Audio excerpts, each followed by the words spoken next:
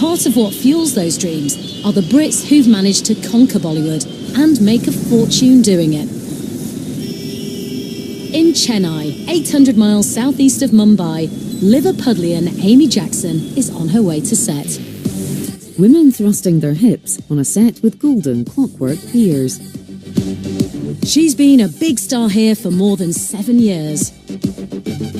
Her dad, Alan, is visiting from the UK. It's a bit cooler, doesn't it? Does it? Oh, He's sweating. Do you want the aircon on? Yeah, come on, where is it? Amy is a household name in Chennai, another hub for Indian filmmaking. More than 80% of India's films are actually made outside Mumbai. I love the way they use the horns here as well. Teachers, Do you think you could too. drive here? No. I know you can't drive. No, you couldn't. Well... Can't even drive on the M62. Oh, well, excuse me. After winning Miss Teen World in 2009, Amy was approached in London by an Indian director who flew her out for her first role. Since then, she's starred in more than a dozen films, worth more than £60 million. And right now, she's the female lead in the most expensive Indian film ever made, called 2.0. You'll be fine. Yeah. Today, they're filming the big dance number. I'm not the strongest dancer, I must admit. It's not in my blood to dance at the drop of a hat. Perhaps not as easily as maybe those that have been brought up with dance. Well, 100%, which the majority of People in India have. Of course they have. Absolutely. There's only one dance in this whole film, one song, so it had to be spot on. I was having a sleepless night. Amy's car arrives on set, then they head to a trailer. Morning, sir. Good morning. Good morning. Good morning. Hey, my baby, how are you? How are you this morning? Good. How did you sleep? Where's the wig? Where's everything? Amy's dance scene will shoot in less than 2 hours. Get me those bins over here. Go back. On set, choreographer Bosco has been flown down from Mumbai to design this dance as well.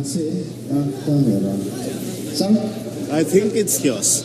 We're waiting for lights to be fixed, dancer costumes. So when things are messy, and then suddenly things come together. That's the fun of it, I guess. Natalie spent 3 years training as a professional dancer in Cambridge.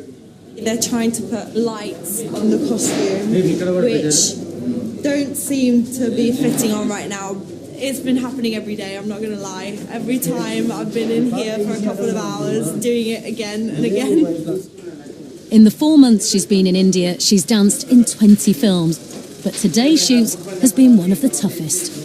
I was dancing this morning and I literally felt one of the strings start electrifying me, and because I've got a belly button piercing, it was caught up with the metal as well. A dancer in a silvery suit with cyberpunk dreads and LEDs. There are 55 backing dancers in Amy's scene today. It seems all the male dancers are Indian, but just like the house party scene in Mumbai, the majority of the women are Western. It may be because they help a film like this appeal to an international audience, but it's also impossible to ignore the fact that India is still obsessed with fair skin. The Indian skin whitening industry is worth hundreds of millions of pounds, and many of the largest brands are endorsed by Bollywood stars. Amy's in a pink bodysuit and bodice. Bollywood is often called the dream factory, and part of the dream it's selling is a westernized ideal of beauty, which doesn't reflect the average Indian woman. Brought England to India, of course. In fact, it's actually just full of coffee, but it looks very English. I just put my pinky finger out. She's wearing a wig made of metallic strips. Walking down steps. 2.0 is one of the first Indian films to be shot using 3D cameras, and in recent years, some of the world's best technicians from Hollywood have started moving to India, drawn by the big budgets and ambition. I don't want to disparage Hollywood, but I'm having more fun on this project than I ever did there. Ray Hanesian is a 3D stereographer.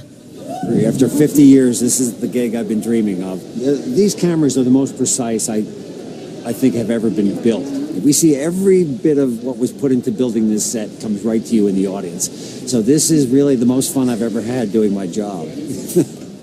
Amy's in a glass lift, while dancers that look like cyborgs perform below. Despite the big budgets, they're relying on some surprisingly simple tricks. We're the guys responsible for making the lift doors work. We can make them open and close. In their demonstration, the men pull cables which slide the curved glass doors. Open. Only close. Everything in the set is operated manually by people. We don't have any kind of motors or anything. We have to lower it by hands. We have to get it high by hands. Everything is manual.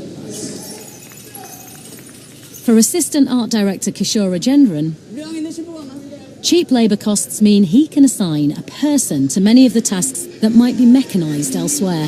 We trust manpower. We trust manpower more than machines.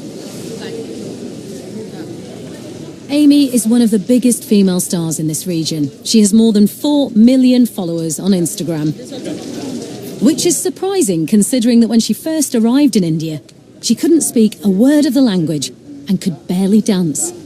Well, this is the guy who's actually made me dance. I could not dance before, and prior to this, I was useless. So I was. Don't get that video up. I've got. When she started off, she couldn't hear the beats. I didn't listen to the music. She didn't listen to the music, so she couldn't really understand. So she would just miss a beat, and she would get an awkward posture. And I proposed to her, learn to enjoy your dancing. Forget the awkwardness of what it is. Just learn to enjoy your dancing, and eventually you'll start breathing it. But Bosco makes that easy to do. I love working with you. Having had tutoring on set, Amy dances as robotically as her fellow dancers. Everything's possible. You know, that's what I love about Indian cinema. If there's a problem, it's okay. There's 3 solutions we can do when we get on set, so nothing's too big a deal, which is great. I've been here for 7 years, but it still feels so new to me, and I'm constantly learning. I do wonder how I managed to get here. The dancers pose in a face-off. The journey from Liverpool beauty queen to Indian film star has been an extraordinary experience for Amy and her family.